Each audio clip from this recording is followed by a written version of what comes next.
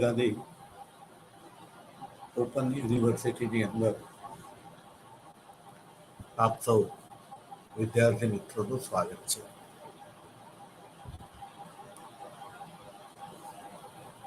આજે આપણે MHI-02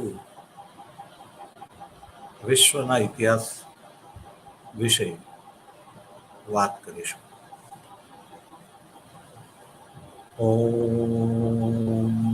પૂર્ણમદ પૂર્ણમિદં પૂર્ણાત પૂર્ણમુદચ્યતે પૂર્ણસ્ય પૂર્ણમાદાય પૂર્ણમેવાવશિષ્યતે.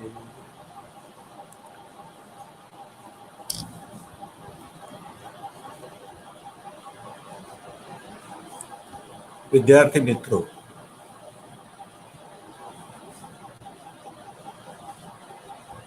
આજે આપણે પુનર્જાગરણ વિશે વિસ્તૃત વાત કરીશું.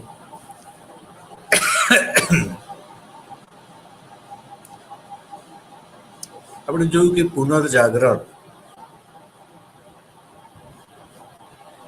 યુરોપની અંદર થયું હતું. એના શબ્દાર્થ પ્રમાણે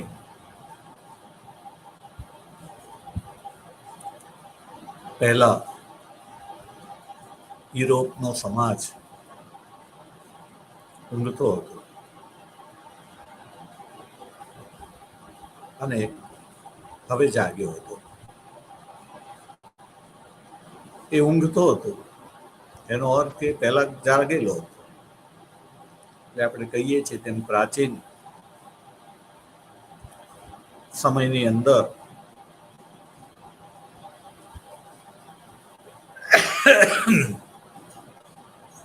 યુરોપ જે છે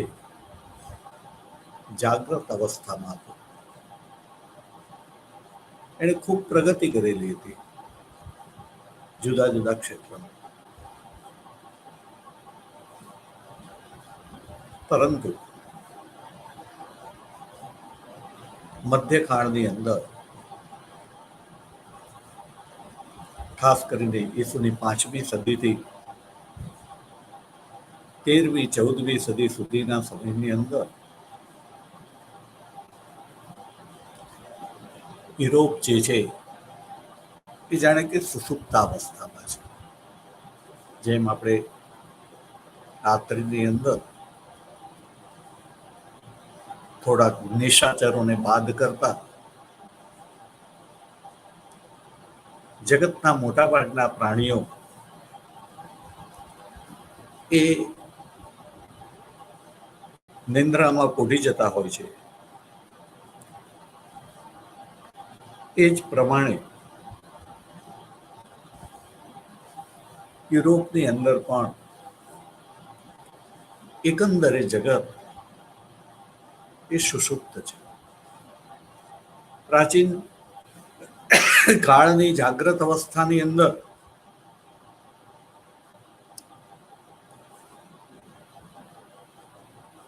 જે પ્રગતિ દેખાય છે એ પ્રગતિ સ્વાભાવિકપણે નિંદ્રાવસ્થામાં સુષુપ્તાવસ્થામાં ન હોય. આપણે કહ્યું તેમ કેટલાક નિશાચરોને બાદ કરતા. એટલે એ યુરોપની એવી અવસ્થા હતી. હવે આ રાત્રિ નિશા એને કેટલાકે અંધકાર પણ કહેલો છે, અને જેમ અંધકાર પછી ઉજાસ આવે એ પ્રમાણે અહીંયા લોકો એમ કહે છે કે ફરીથી યુરોપની અંદર જાગૃતિ આવેલી હતી.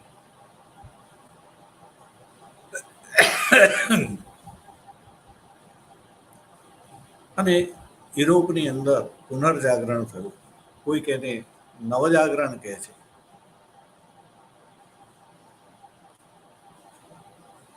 ત્યારે વિદ્યાર્થી મિત્રો, આપણે અહીંયા સમજવાનું એ છે કે જુદા જુદા વિચારકો, હું વિદ્વાન શબ્દ બોલવા જતો તો પણ મને લાગ્યું કે વિદ્વાન નહીં, પણ મારે વિચારક કહેવું પડશે. વિદ્વાન અને વિચારકની અંદર તફાવત છે.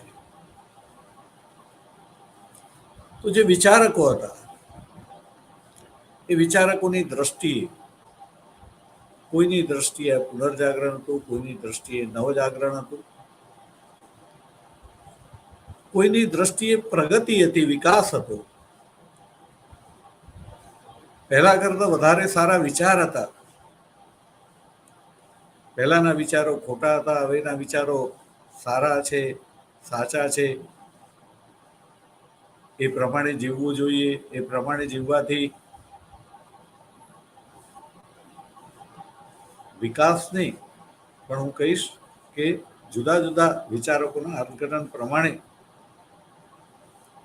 આ નવા વિચારો પ્રમાણે જીવવાથી માનવ જાતનું કલ્યાણ થશે. કલ્યાણ થઈ રહ્યું છે, થશે. એ અર્થની અંદર એને પુનર્જાગરણ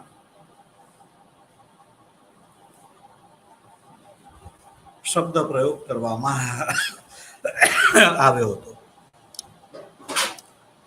બાકી જેમ રાત્રિ પછી બધા જ જાગે અને કંઈક ને કંઈક કરે, એ સારું પણ હોય, સાચું પણ હોય, ખરાબ પણ હોય, ખોટું પણ હોય, જાગીને કંઈક કરી રહ્યા છે. હવે આ એવું જાગરણ હતું કે આ જાગરણની અંદર માનવી જે છે એની ચેતના જાગૃત થઈ હતી, અને માટે એ પુનર્જાગરણ હતું. એની ચેતના જાગૃત થઈ હોય અને એ હવે સારા અને સાચા નિર્ણયો લેવા માટે શક્તિમાન થયો હોય, એ અર્થમાં કેટલાક વિચારકો એને પુનર્જાગરણ કહે છે.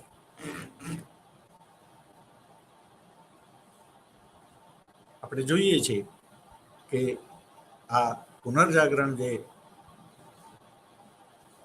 લોકોએ, જુદા જુદા વિચારકોએ જુદી જુદી રીતે કીધું, એ પહેલાનો સમયગાળો, એની અંદર ધર્મનું ખૂબ જ પ્રભુત્વ હતું, પ્રાબલ્ય હતું. ધર્મ એ સારી જ વસ્તુ છે, પરંતુ એ ધર્મની અંદર પણ એની ઉંમરની સાથે જે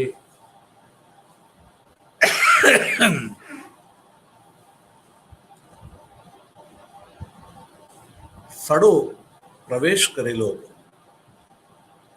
એ સડાને પરિણામે કેટલાક વિચારકોના મતે માનવ સમાજના એક વિશાળ વર્ગનું જીવન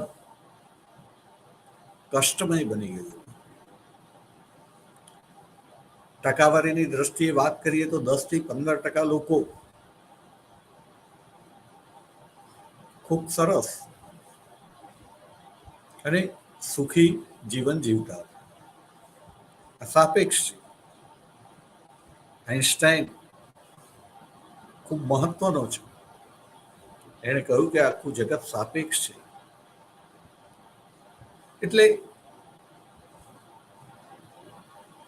કેટલાક લોકો સુખી દેખાય, એ સુખી છે કે નહીં એ તો એમને પૂછવા જઈએ કે એમની નજીક રહીએ ત્યારે ખબર પડે કે કેટલા સુખી છે. સુખ એટલે ઘણા લોકો સાધનોને સુખ ગણે છે, જ્યારે ઘણા એ સંતોષને સુખ ગણે છે. મનસ્થિતિ, સ્ટ્રેસ વગરની સ્થિતિ એને સુખ ગણે છે. હસતું હૃદય પ્રફુલ્લિત મન અને હૃદય એને સુખ કહેવાય. તો આપણે જોઈએ કે એ સુખની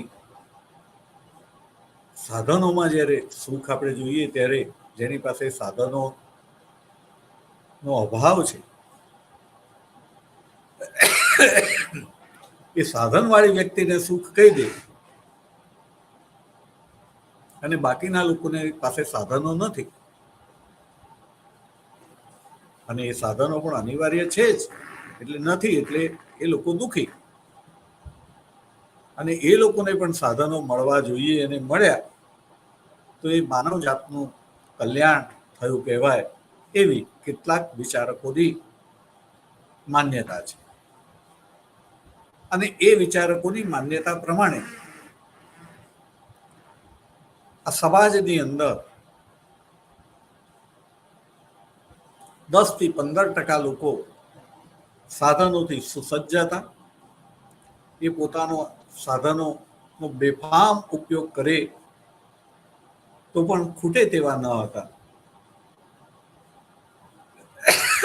જ્યારે બીજી બાજુ 80 થી 85% લોકો પાસે જગતના જીવવા માટેના સાધનોમાંથી 10 થી 15% જ હતા અને એમનું જીવન કષ્ટમય હતું એવું વિચારનાર એક વર્ગ હતો.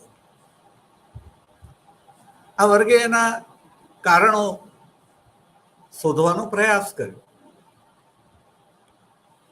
અને એની અંદર એવું લાગ્યું કે ધર્મ જે છે એ સદગુરુ જે સમજાવે અને એના આદેશોનું પાલન કરવાથી આપણું જે કલ્યાણ થાય એવો ધર્મ અને એવા સદગુરુ રહ્યા નથી. ધર્મના મૂળ સિદ્ધાંતોની અંદર ભેળસેળ થઈ ગઈ છે. માનવી એ મૂળભૂત રીતે સ્વાર્થી પ્રાણી છે અને એણે એના સ્વાર્થ માટે આ ધર્મના જે શુદ્ધ સિદ્ધાંતો કહેવાય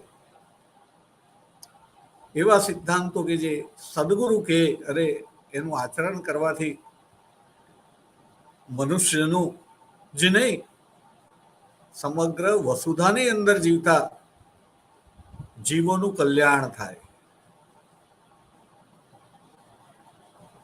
પરંતુ અહીંયા મનુષ્યનું પણ કલ્યાણ નહોતું થતું, બીજા જીવોનું તો કલ્યાણ ન હતું, એની ચિંતા પણ ન હતી, પણ મનુષ્યની ચિંતા કરવામાં આવી. આ પુનર્જાગરણ જેને કહ્યું એ પુનર્જાગરણની અંદર વિચારકો જે છે એ મનુષ્યને સમાજના કેન્દ્રમાં મૂકવા માંગે છે. કારણ કે નવજાગરણ પુનર્જાગરણ પહેલાના સમયની અંદર સામાન્ય મનુષ્ય જે છે એનું કોઈ જ મહત્વ ન હતું.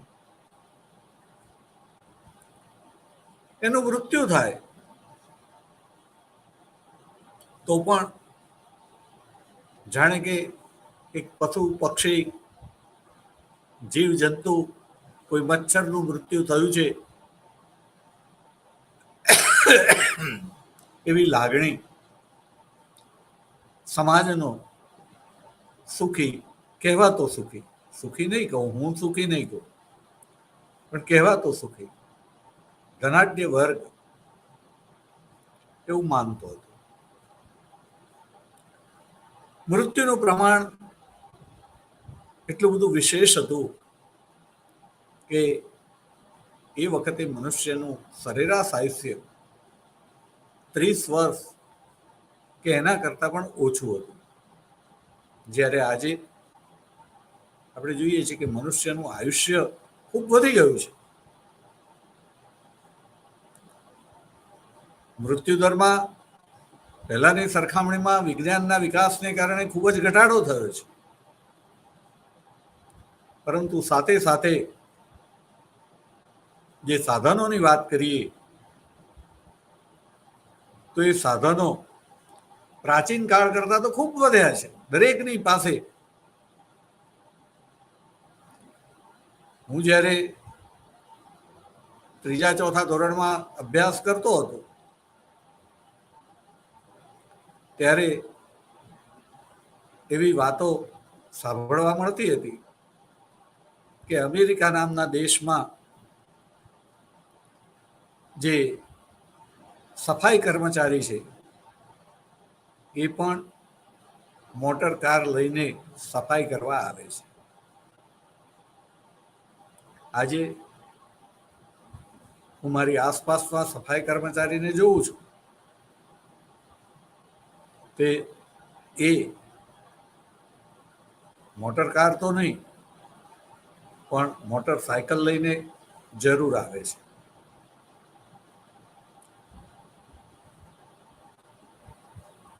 હું જે નાનો હતો એ સમયની વાત કરીએ તો એક સાયકલ મળે તો એ પણ સ્વપ્ન કહેવાતું હતું.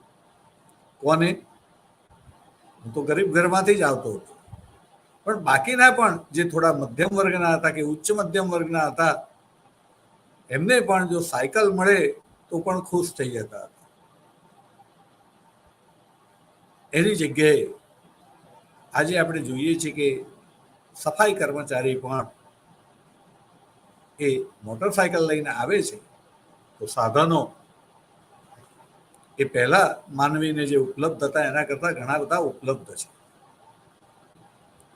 બીજી પણ ઘણી બધી સગવડો છે, જેમ કે આપણે કહીએ છીએ કે સ્માર્ટફોન લગભગ બધાની પાસે છે. તો આ પ્રગતિ, સાધનોની પ્રગતિ છે, પણ આને આપણે માનવજાતનું કલ્યાણ કહીશું?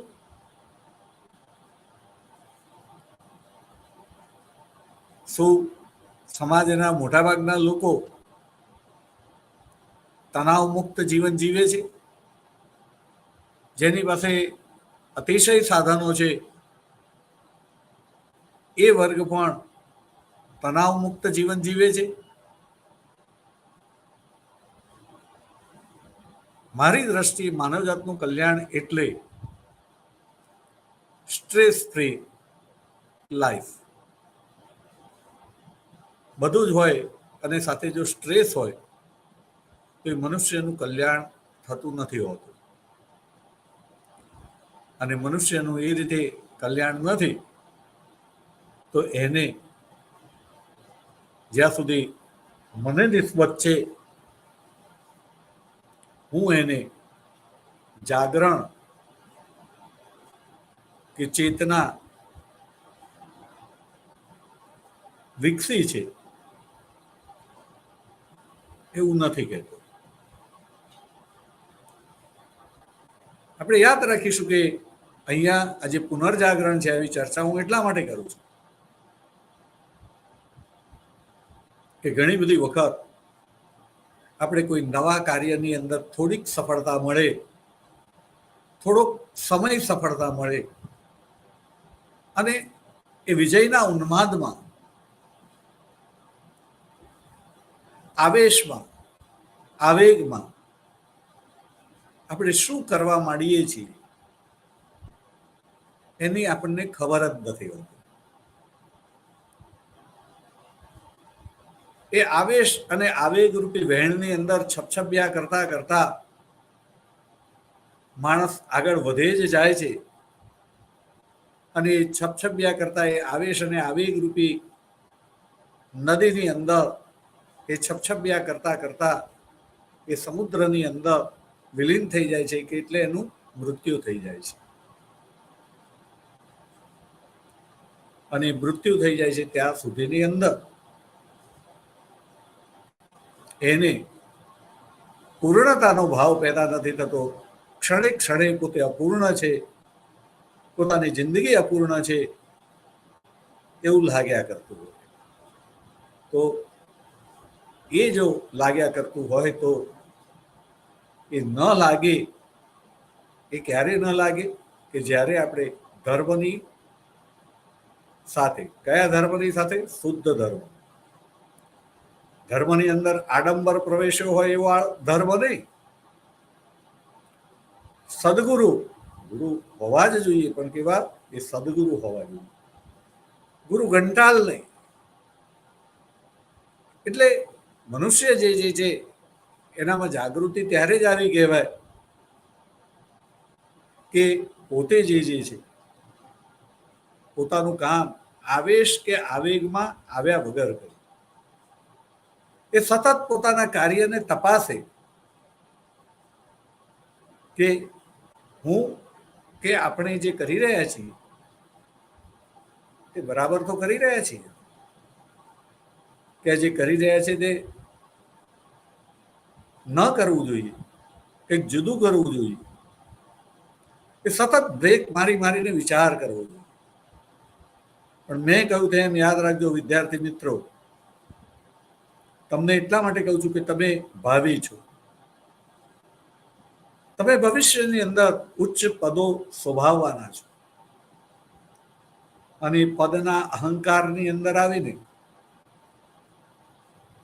થોડીક ક્યાંક સફળતા મળે ત્યારે આવેશ અને આવેગમાં આવીને એવા કાર્યો ન કરતા કે તમને તો એવું લાગે કે મેં સુધારા કરી નાખ્યા. પણ એ સુધારા ને તમે જાગૃતિ પણ કહો, પણ એ સુધારાનું પરિણામ જે છે એ સમાજની અંદર, માનવ જાતની અંદર, અને માનવ જાતની અંદર જ નહીં કહું, કારણ કે મારી દ્રષ્ટિએ અન્ય જીવો અને માનવની અંદર કોઈ વિશેષતા નથી. જેટલું માનવીના જીવનનું મહત્વ છે એટલું જ આ પૃથ્વી ઉપર, આ બ્રહ્માંડમાં જેણે પણ જન્મ લીધો છે એ તમામ જીવ, જે દરેક ના શરીરની અંદર એક પ્રાણ છે, એ શરીરને ટકાવી રાખવા માટે જીવ જંતુ હોય, પશુ હોય, પક્ષી હોય, એને પ્રાણવાયુની જરૂર પડે છે. અને જે આવી રીતે પ્રાણ છે, પ્રાણવાયુ લે છે, એ બધા જ પ્રાણી છે. મનુષ્ય પણ આ અર્થમાં પ્રાણી છે. તમામ પ્રાણી છે જેનામાં પ્રાણ છે, જેને પોતાના હલનચલન માટે પ્રાણવાયુની જરૂર પડે છે. આ બધા જ પ્રાણી છે એવી મારી વ્યાખ્યા છે.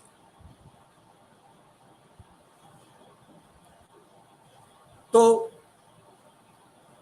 આ પ્રાણી જે છે એ બ્રહ્માંડના તમામ પ્રાણીનું કલ્યાણ થતું હોય એવું જ્યારે મનુષ્ય વર્તન કરે ત્યારે એને જાગ્રત મનુષ્ય કહેવાય. એનામાં ચેતન છે એવું કહેવાય. એની માનસિક ચેતનાની વાત છે, શારીરિક ચેતનાની વાત નથી. ચેતન જેનામાં હોય, હલન ચલન કરે ને એ રીતે આ જગતની તમામ વસ્તુઓ એમાં ચેતન હોય જ છે, એ આપણે યાદ રાખવું. પણ એ માનસિક ચેતનાની વાત છે. તો એ માનસિક ચેતના હોય છે. તો આપણે જોઈએ છીએ કે આજે 21મી સદીમાં પણ મનુષ્ય જે છે એ જાણે કે ઘણી બધી બાબતમાં અંધકાર યુગમાં જ જીવતો હોય એવું લાગે છે. એ પોતાના જ સ્વાર્થની વાત કરે છે. વસુધૈવ કુટુંબકમની વાત નથી કરતો.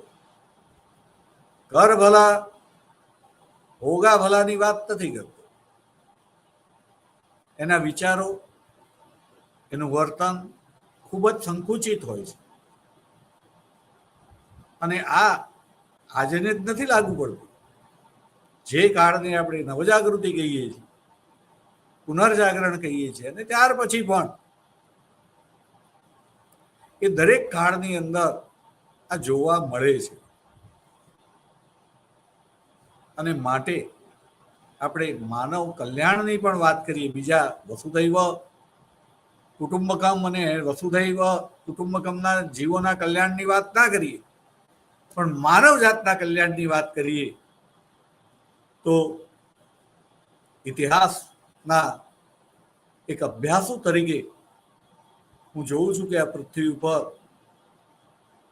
અબજો વર્ષોની અંદર સમગ્ર સૃષ્ટિની અંદર કોઈ એક જગ્યા થોડાક સમય માટે પણ એવી નથી દેખાતી કે જ્યાંના તમામ લોકો એ સ્ટ્રેસ ફ્રી અવસ્થામાં હોય. આખા જગતમાં ક્યારેય આવો સમય આવ્યો નથી, કોઈ સ્થળે આવું નથી થયું. આખા જગતમાં સાથે એક સામગ્રિક રીતે તો નહીં, પણ એક ખૂણામાં એક સ્થળે થોડોક જગ્યાએ પણ આવું જોવા મળતું નથી. એનો અર્થ વિદ્યાર્થી મિત્રો એવો પણ નથી કે જે કેટલાક લોકો એટલે કે ગુરુઓ, એમાં ગુરુ પણ સદગુરુ નહીં પણ ગુરુ ઘંટાલો એ મનુષ્યને સતત ડરાવતા હોય છે. જગત નાશવંત છે, જગત અસાર છે, સંસાર અસાર છે.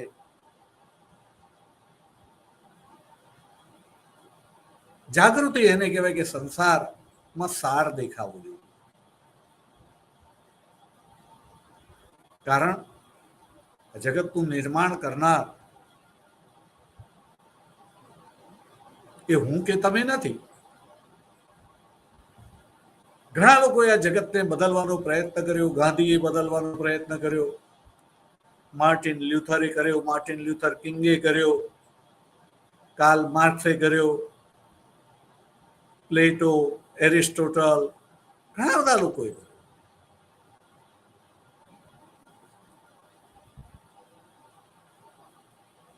કોઈના પણ વિચારો પ્રમાણેનું જગત થોડાક સમય માટે પણ પ્રસ્થાપિત થયું હોય એવું આપણને જોવા નથી મળતું. એમના સ્વપ્નનું, એમની દ્રષ્ટિ. એટલે શું સંસાર અસાર?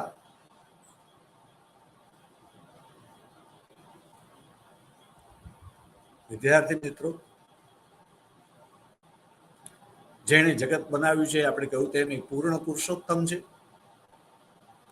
પૂર્ણ શક્તિમાન છે, પૂર્ણ બુદ્ધિમાન છે. અને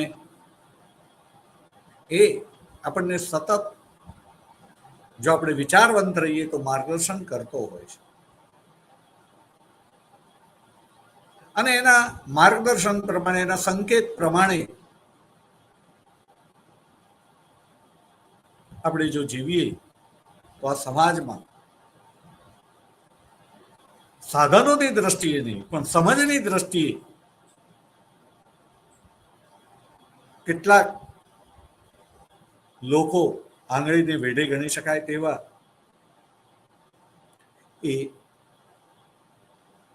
સ્ટ્રેસ ફ્રી લાઈફ જીવે છે,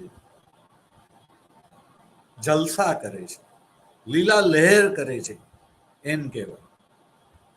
સાધનો નહીં, એની પાસે કદાચ માત્ર લંગોટી હોય કે એક પણ વસ્ત્ર ન હોય એવા પણ માનવીઓ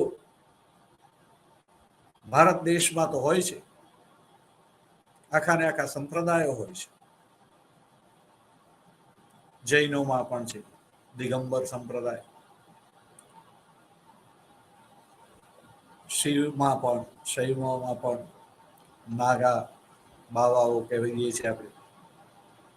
વસ્ત્ર પણ નથી પહેર્યું, એક પણ વસ્ત્ર. પણ સમજ અને સુખ ઘણા બધા પાસે હોય છે. આ જાગ્રત લોકો છે, સમજદાર લોકો છે. એમને આ પૃથ્વી ઉપર આંખે પાટા બાંધીને કોઈ પણ જગ્યાએ છોડી દો, એમને તમે દુઃખી નથી કરી શકતા. કારણ એ પોતે સદગુરુની સાથે રહે છે, પૂર્ણ પુરુષોત્તમની સાથે રહે છે. અને પૂર્ણ પુરુષોત્તમે તો રચના એવી કરેલી જ છે, કારણ કે સર્વશક્તિમાન છે, એની પાસે કોઈ ઓછી શક્તિ નથી. એ પૃથ્વી ઉપરના તમામ જીવો જે છે એને સુખી કરી શકે છે, એની ઈચ્છા છે અને કરી શકે છે. એને સુખી થવા માટેનું બધું જ દરેક મનુષ્યને આપેલું પણ છે. આવો મારો મત છે. પણ જો તમે એના ઈશારાને સમજીને ચાલો તો ભગવદ્ ગીતામાં કહે છે કે મામેકમ શરણમ વ્રજ, જે મારે શરણે રહે છે એનું હું યોગક્ષેમ વહન કરું છું, જન્મ થાય ત્યારથી માંડીને મૃત્યુ થાય ત્યાર સુધી. પણ જે અહંકારની અંદર આવીને એમ કે ના તો હું કરું છું, મારી રચનાને એમ કે છે કે આ બરાબર નથી, એ પૂર્ણ પુરુષોત્તમની રચનાને બદલવા જાય છે આવેશમાં અને આવેગમાં આવીને ક્યાંક ક્ષણિક વિજયના પરિણામે.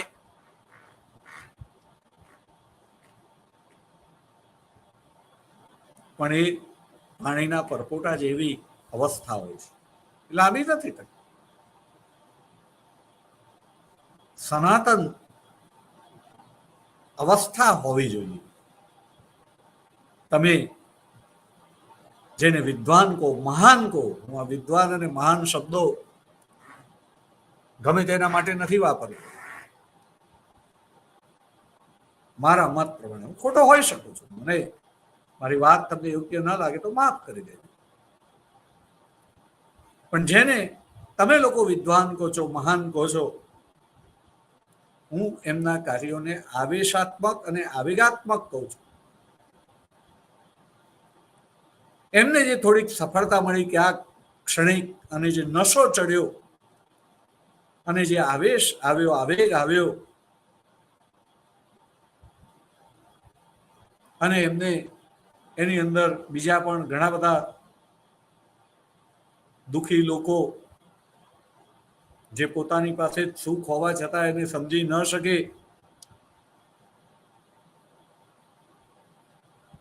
અને એમના દોરવાય પોતાના પાસે જ સુખ હોવા છતાં એ જેને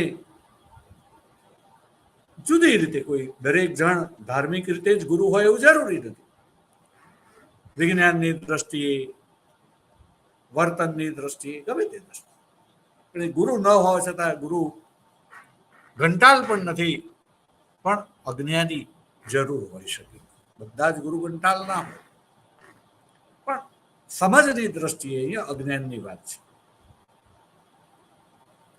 અને એવા લોકોના કયા પ્રમાણે તમે એમાં જોડાવ, એમને પણ અનુયાયીઓ મળતા એવું લાગે કે હવે તો જગત બદલાઈ જશે.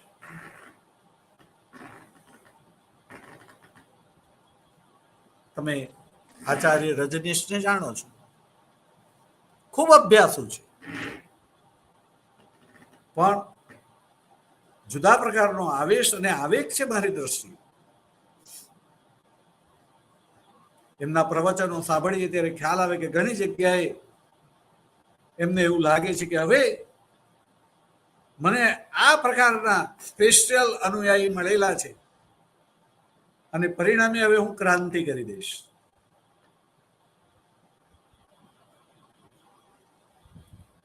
ક્રાંતિ ન થઈ. પૂજ્ય મોટા, લોકો એમને મોટા કહેતા.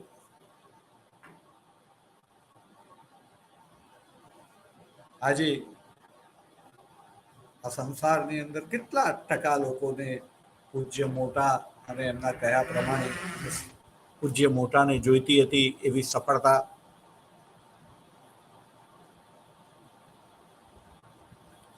એટલે વિદ્યાર્થી મિત્રો, તમે ભાવિ છો. તમે જો સમજો તો તમે સુખી થઈ શકો છો, અને તમે ઉચ્ચ પદ ઉપર બેસવાના છો, તમારું કાર્ય એ અત્યારે આપણા વડાપ્રધાન કહે છે તેમ કર્મચારી નહીં પણ કર્મયોગી તરીકે આપણે કાર્ય કરવાનું છે. યોગ એ જોડે છે અને કર્મચારી નહીં પણ કર્મયોગી પોતે સુખી હોય અને પોતાના સુખની અંદર બાકીના લોકોને પણ જોડે, ત્યારે એને કર્મયોગી કહેવાય. બાકી હું ડગલે ને પગલે એવું જોઉં છું કે કર્મચારીની અંદર પણ જેની પાસે થોડોક મોટો હોદ્દો છે એટલે મોટો યોગી કહેવાવો જોઈએ, એ મગજની અંદર એવો અહંકાર લઈને ફરતો હોય છે કે મારે, હું કમિશનર છું કે હું ડીવાયએસપી છું કે ફલાણો છું ને મારે આ વિસ્તારના લોકોનું કલ્યાણ કરવાનું છે, જાણે કે મારી જવાબદારી છે. પણ એ નથી પોતાના પરિવારનું કલ્યાણ કરતો. એના વર્તનને જોઈએ તો એ પોતાના તાબા નીચેના જે બાકીના કર્મચારીઓ જે છે એમનું પણ જો કલ્યાણ કરી નાખે, કલ્યાણ એટલે કે એમને સ્ટ્રેસ ફ્રી જીવન આપી શકે અને એક ટીમ બનાવીને વી આર સમથિંગ કરીને એની પાસે જે શક્તિ છે, પાવર છે, સાધનો જે છે એનો ઉપયોગ કરીને એ બાકીના લોકો જે છે એમના દુઃખને દૂર કરે. રડતો માણસ આવ્યો હોય એને હસતો પાછો મોકલે. સત્તા પાસે જે આવે છે એની પાસે સત્તા નથી, પાવર નથી, એ પાવર પાસે આવે છે અને આવ્યા પછી એને એવું લાગે કે ના, હું એ પાવર પાસે ગયા પછી મને પાવર મળ્યો છે, મારું દુઃખ હવે દૂર થઈ જશે, મારી તકલીફ હવે દૂર થઈ જશે, મારી પ્રતિકૂળતા અનુકૂળતામાં રૂપાંતરિત થઈ જશે, કારણ કે હું પાવર પાસે જઈને આવ્યો. પણ તમે જાણો છો કે વ્યવહારની અંદર એ પાવર પાસે જાય છે ત્યારે બહુ બધી વખત એને એમ થાય છે કે હું ક્યાં આવ્યો, અહીં આમાંથી તો મારી તકલીફમાં ઘટાડો ના થયો, વધારો થઈ ગયો. ન્યાય વ્યવસ્થા, ઘણા લોકો કહે છે કે ભૂલથી પણ વકીલ પાસે જવું નહીં. જેની વિરુદ્ધમાં તમે ન્યાય લેવા ગયા હોય એણે પણ વકીલ રાખ્યો હોય, તમારો પણ વકીલ, ને બંને જણા ભેગા મળીને ન્યાય મેળવવા ગયેલા બે લોકો પાસેથી કેવી રીતે પૈસા ખંચેરવા એની ગોઠવણ કરતા હોય, ત્યારે એને કર્મ યોગી તો છે જ નહીં, કર્મચારી પણ કેવી રીતે કહેવાય. અને આવું જ્યારે સમાજ હોય ત્યારે એને પુનર્જાગરણ,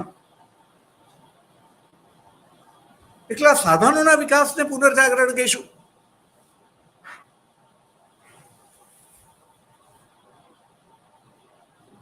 સાધનો ઘણા જ વિકાસ પામે છે. હું અત્યારે પંખા નીચે બેઠો છું, ઉનાળો છે, બહાર ગરમી લાગે તો નથી લાગતું, સારું લાગે છે. હજી થોડી ગરમી વધશે, એર કન્ડિશનમાં બેસીશું, સારું લાગશે. સાધનો છે.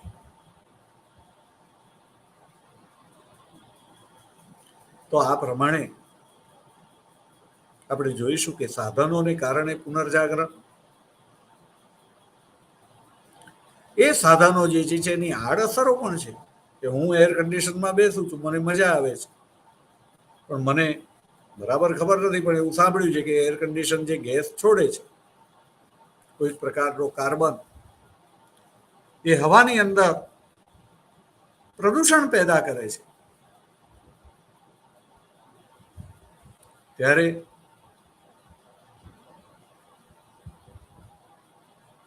એને વિકાસ કેવો, એ સાધનોને જાગરણ કેવું,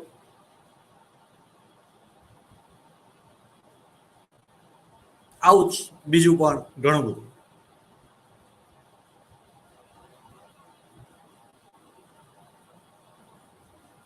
તો વિદ્યાર્થી મિત્રો, આપણે આ પુનર્જાગરણ શબ્દની વાત કરી. આપણે કહ્યું કે એ સમયની અંદર ધર્મગુરુઓ જે છે એમનું પ્રભુત્વ હતું, પણ શબ્દ આપણે ખોટો પ્રયોગ કરીએ છીએ કે ધર્મ ગુરુ. જે ગુરુની અંદર જ ધર્મ ના હોય એને ધર્મગુરુ કેવી રીતે કહેવું? પણ તેમ છતાંય કહેવાતા ધર્મગુરુ લોકો જે રીતે એમને નામથી સંબોધન કરે એ પ્રમાણે ધર્મગુરુ.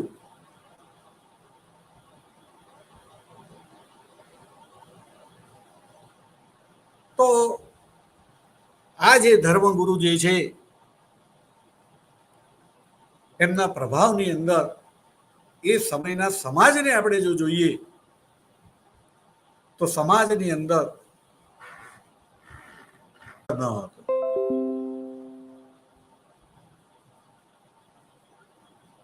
એને કંઈ પણ વર્તન કરવું હોય તો એ વર્તન કોઈ પ્રમાણ આધારિત વર્તન કરવું પડતું હતું કે ગુરુએ કહ્યું છે તો કરાય, શાસ્ત્રએ કહ્યું છે તો કરાય. પણ શાસ્ત્ર કયું? તો શાસ્ત્રમાં શું લખ્યું છે એનું અર્થઘટન ગુરુ કરે છે. શાસ્ત્ર કોઈ ખોટું હોય જ ના શકે, યાદ રાખજો વિદ્યાર્થી મિત્રો. જો એ ખોટું હોય તો એને શાસ્ત્ર કહેવાય જ નહીં. પણ શાસ્ત્ર સાચું હોય પણ એનું અર્થઘટન કરનાર કહેવાતા ગુરુ એ એનું જ્યારે ખોટું અર્થઘટન કરે અને મનુષ્યની સ્વતંત્રતા છીનવાઈ જાય એવો એ સમય હતો. પરિણામે એ વખતના વિચારકો એમને એવું લાગ્યું કે મનુષ્ય જે છે એને અથવા તો મનુષ્યએ કોઈનું કહ્યું નથી કરવાનું, કોઈનું કહ્યું સાંભળવાનું, વિચાર કરવાનો કે આ કરવાથી મારું કલ્યાણ થશે, મારી આસપાસના લોકોનું કલ્યાણ થશે, મારો અંતરાત્મા શું કહે છે એ અંતરાત્માના અવાજ પ્રમાણે વર્તન કરવાનું કરવાની છૂટ મળવી જોઈએ એવી એ સમયના વિચારકોના મનમાં એક લાગણી પેદા થઈ. અને એવી જો છૂટ મળે તો લોકોનું કલ્યાણ થાય એવી એક સમજ મનમાં ઉત્પન્ન થઈ. અને એમણે લોકોને એવો ઉપદેશ આપવાનું ચાલુ કર્યું. એમણે લોકોને કહ્યું કે તમારે કોઈ પણ વસ્તુ કરતા પહેલા તર્ક કરવાનો. એ તર્ક તમને એમ કહે કે ભાઈ આ પ્રકારે જીવવાથી તમારું કલ્યાણ થશે, તમારી આસપાસના લોકોનું કલ્યાણ છે, એવું વર્તન કરવા, જેને આપણે તર્કવાદ કહીશું. બુદ્ધિનો ઉપયોગ કરીએ, બુદ્ધિવાદ કહીશું. કલ્યાણ એટલે કે ફાયદો, એવું વર્તન કરવાથી તમને કંઈક ઉપયોગી વસ્તુ પ્રાપ્ત થાય, ઉપયોગિતાવાદ. આવું વાતાવરણ જે છે લોકોના મગજની અંદર જે છે વિકાસ પામે. પરંતુ ધર્મનું પ્રભુત્વ એટલું બધું હતું કે એ પ્રમાણે વર્તન કરવું શક્ય ન હતું. પણ 1453માં જે કોન્સ્ટેન્ટિનોપલનું પતન થયું અને યુરોપના લોકોને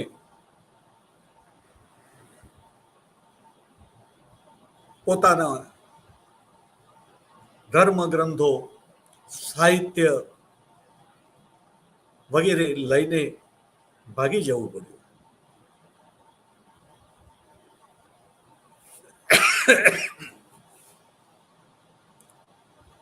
ત્યાર પછી ભૌગોલિક શોધખોળો થઈ, નવી દુનિયા પ્રાપ્ત થઈ અમેરિકા નામની, અને એ અમેરિકાની અંદર રહેવાથી સ્વતંત્રતા પ્રાપ્ત થશે એવા હેતુથી લોકો અમેરિકા તરફ ગયા. સ્વતંત્રતા મળી અને લોકો જે છે એમનું કલ્યાણ પણ થયું, સ્ટ્રેસ ફ્રી લાઈફ પણ મળી. બધાને નથી મળી, યાદ રાખીશું, પણ જે ગયા એમને મળી.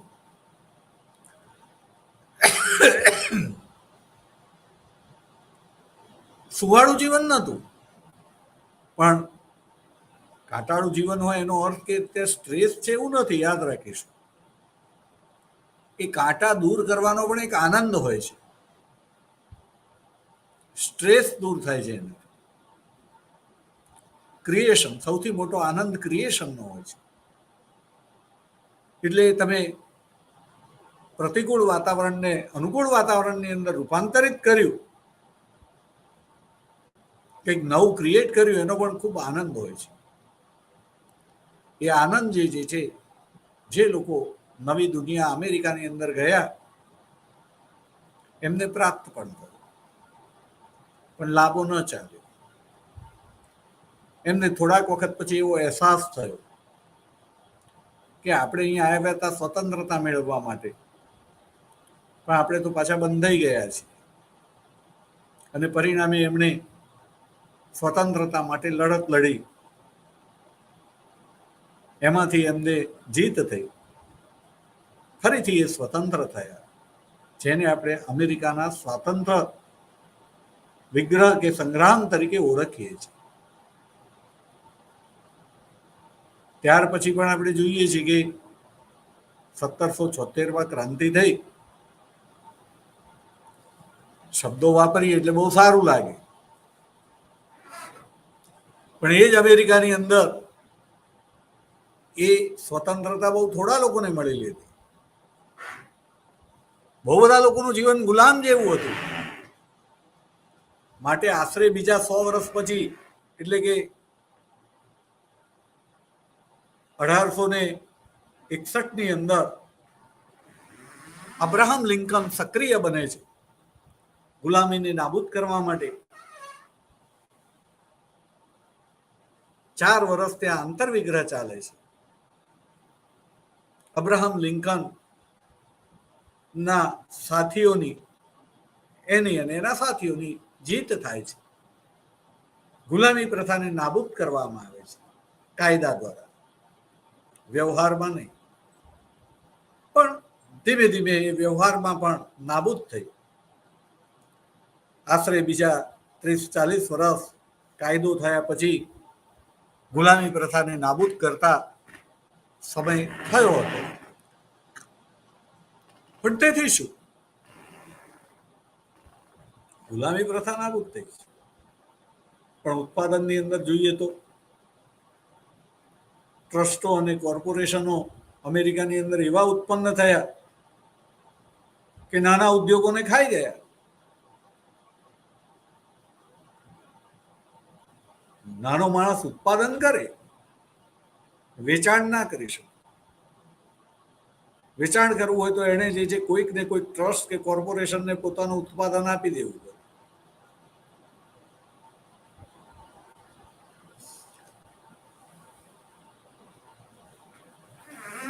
એટલે આપણે જોઈએ છીએ કે સતત માનવ જાતના કલ્યાણની જે વાત કરીએ છીએ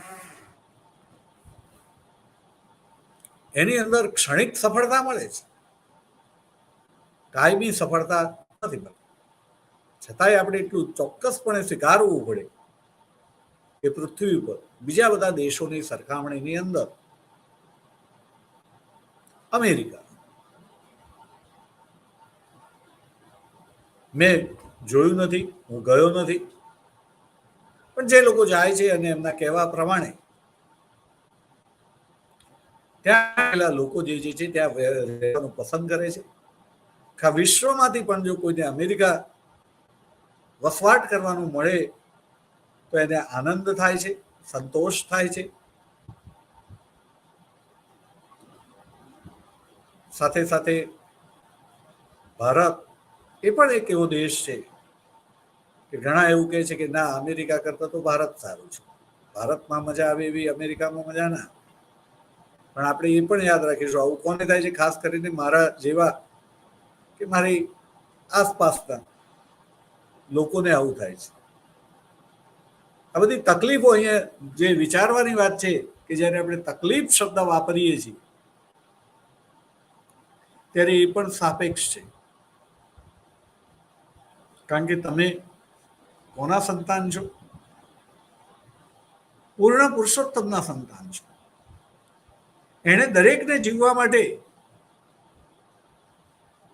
ભરપૂર આપ્યું છે, જુદું જુદું આપ્યું છે. યાદ રાખો, કોઈકને રમત રમવાનું કૌશલ્ય આપ્યું હોય, એ રમત રમે તો જ એને એનાથી બાકીના એના દુઃખો દૂર થાય. એની જગ્યાએ રમવાની જગ્યાએ જે છે કોઈ એ કે એના માતા પિતા એને બીજી કોઈ પ્રવૃત્તિ કરવાનું કે તો ત્યાં એ પાછો પડવાનો, કારણ કે એનું કૌશલ્ય રમતનું છે. કોઈને સરસ કંઠ આપ્યો છે. લતા મંગેશકર ફક્ત ને ફક્ત પોતાના કંઠને કારણે આખું જીવન, જેને જે લોકો સાધનોના સુખને કહે છે, એ સાધનોનું સુખ એને મળ્યું. આપણે જાણીએ છીએ કે લતા મંગેશકરને પણ સ્ટ્રેસ ફ્રી લાઈફની રીતે વાત કરીએ તો સ્ટ્રેસ ફ્રી લાઈફ જીવતા હતા કે કેમ? મારી દ્રષ્ટિએ નતા જીવતા. આવું જ દરેકને જુદું જુદું સાધનોના સુખની વાત કરે છે. કારણ કે મનુષ્ય જ્યારે સુખની વાત કરે છે ત્યારે સાધનોથી વંચિતમાંથી સાધનોથી સંચિત થાય અને સુખ ગણે છે. બાકી ઉપરવાળાની દ્રષ્ટિએ તો તમને કંઠ મળ્યો છે, એ કંઠનો ઉપયોગ કરો. તમને આંખ મળી છે, તમને પથ્થરમાં પણ મૂર્તિ દેખાય છે, અને તમે તમારી એ શક્તિ, એ કૌશલ્યનો ઉપયોગ કરો. કોઈ ચિત્રકાર છે, એનો હાથ જે છે એવી રેખાઓ દોરી શકે છે, એવા રંગ પૂરી શકે છે. એ કૌશલ્ય એ પ્રાપ્ત કરે તો એવા ચિત્રકારો જે છે કૌશલ્યની દ્રષ્ટિએ દરેક જણ સાધનોને સુખ ગણે છે, અને એટલે એ અર્થમાં કહીશું તો એ કૌશલ્ય વિકસાવીને સાધનો પ્રાપ્ત કરી શક્યા છે.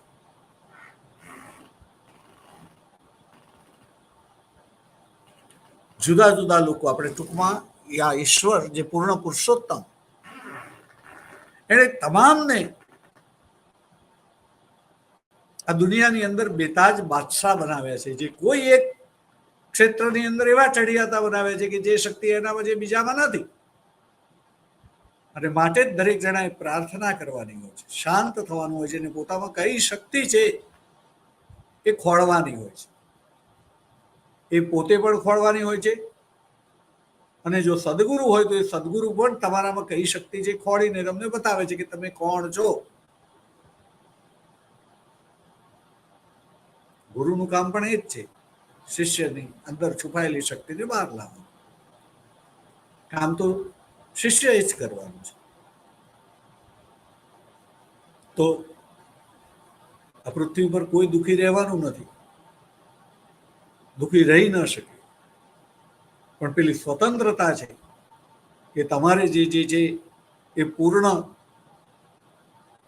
પુરુષોત્તમ આ શબ્દ છે, પણ જેણે જગતની રચના જે પણ કરનાર છે એની રચનામાં કોઈ ખામી નથી, એવું તો આપણે સ્વીકારવું પડે છે. હું તો સ્વીકારું છું કે એની રચનામાં ખામી નથી. આપણે કંઈક રચના કરી તો એમાં ખામી હોઈ શકે, એની રચનામાં મને ખામી ક્યારેય દેખાઈ નથી. એટલે પૂર્ણ પુરુષોત્તમ આ શબ્દ પ્રયોગ છે. તો આપણે એને શરણે રહેવાનું છે. એને શરણે રહેવાનું એટલે કે આપણને જે જુદી જુદી કોઈ પણ અવસ્થાની અંદર કેવું વર્તન કરવું જોઈએ એ સૂચવે છે, સમજાવે છે. અને એવી રીતે જીવનાર લોકો જે છે સુખી જ હોય છે. કોઈ પણ સમય હોય, પ્રાચીન હોય, મધ્યકાલીન હોય કે અર્વાચીન હોય કે હજી પણ આવનારો સમય હોય. વિદ્રોહ પોકારનાર, બંડ કરનાર એટલે કે આ નિયમોને ન સમજીને ચાલનાર દુઃખી હોય તે અલગ વાત છે. આપણે જે ઇતિહાસની વાત કરી છે ને, ઇતિહાસ એટલે એ સમય, તો એ સમયની અંદર આ વિચારકોએ લોકોને જે સમજાવ્યું કે મૃત્યુ પછીની દુનિયાની જગ્યાએ આ દુનિયામાં જીવો, પાપ પુણ્ય જેવું કંઈ છે નહીં, ઉપયોગિતાવાદ, બુદ્ધિવાદ, ધર્મનિરપેક્ષતા, પ્રયોગવાદ,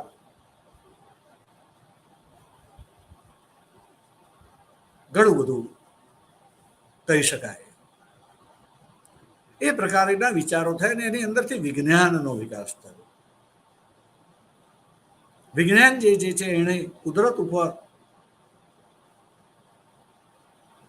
કેટલાક લોકોની દ્રષ્ટિએ પ્રભુત્વ પ્રાપ્ત કર્યું અને તમે એવું જીવન જીવો છો કે જાણે કે તમારી બધી જ તકલીફોનો અંત આવી ગયો. પણ તમે દિલ્હીની અંદર શિયાળાની અંદર જાઓ ત્યારે ખબર પડે સુખીમાં સુખી માણસ પણ ત્યાંનું જે પ્રદૂષણ એનાથી બચી નથી શકતો. એ હવા શ્વાસમાં લેવી પડે છે, એને આધારિત રોગોના ભોગ બનવું પડે છે. અને માટે જ માણસ જાગ્રત ત્યારે જ કહેવાય કે એનું વર્તન એ પોતાને માટે તો અનુકૂળ હોય જ, પરંતુ આખા જગત માટે અનુકૂળ હોય. અને જગતને અનુકૂળ થઈને તમે જ્યારે વર્તન કરો ત્યારે જ તમે વસુધાને કુટુંબ ગણો છો, અને તો એને જાગરણ કહેવાય મારી દ્રષ્ટિએ. પણ આવું જાગરણ મને જોવા નથી મળતું, એટલે પુનઃ જાગરણ શબ્દ પ્રયોગ કરવો પણ મને યોગ્ય નથી લાગતો, કે નવ જાગરણ પણ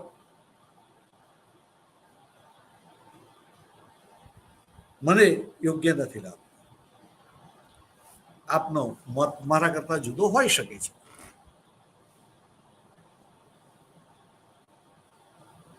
પરંતુ આપણે એટલું ચોક્કસ કહીએ સાધનોની સરખામણીની અંદર આ જાગરણ જે છે એને દુનિયાની અંદર પરિવર્તન કર્યું. ઘણી બધી માન્યતાઓની અંદર ફેરફાર કર્યો. પહેલા મનુષ્ય એવું સમજતો હતો કે પૃથ્વી સપાટ છે. ગેલેલિયો એણે કહ્યું કે ના, પૃથ્વી ગોળ છે. કોપરનિક્સ જેવાએ કહ્યું કે પૃથ્વી પોતાની ધરી ઉપર સૂર્યની આસપાસ ભ્રમણ કરે છે, જેને પરિણામે દિવસ રાત થાય છે. આવી બધી બહુ બધી માન્યતાઓની અંદર પરિવર્તન આવે. એને પરિણામે માણસ જુદી રીતે વર્તન કરતો થયો. જુદા જુદા પ્રકારની કલાઓનો વિકાસ થયો. એક સમય હતો કે ચિત્ર દોરવું હોય તો પણ ધર્મનું જ દોરાય. એની જગ્યાએ હવે લોકો જે સુંદર લાગે એ સુંદરતાના ચિત્રો જે છે હવે લોકો દોરવા લાગ્યા, એને રાખવા લાગ્યા, એમાંથી આનંદ પ્રાપ્ત કરવા લાગ્યા. સુંદરતા ચિત્રની અંદર પ્રધાન લક્ષણ બન્યું. તો એને લોકોએ જાગૃતિ કીધી. પરંતુ આપણે રાજ્ય વ્યવસ્થા સાથે અને અર્થવ્યવસ્થા સાથે જઈએ તો અહીંયા જાગરણ નથી દેખાતું, અને સતત એ હયાત રાજ્ય વ્યવસ્થા, સમાજ વ્યવસ્થા, અર્થવ્યવસ્થા, ધર્મ વ્યવસ્થામાં તો બદલાવ જરૂરી છે. પણ આ બધાની અંદર પણ પરિવર્તન કરવાની આવશ્યકતા જે છે એ દેખાતી રહી. આપણે જોયું કે નવજાગૃતિ પછી ધર્મ સુધારણાનું આંદોલન થયું. શું બધા સદગુરુ આવી ગયા? ગુરુ ઘંટાલો પૂર્ણ થઈ ગયા?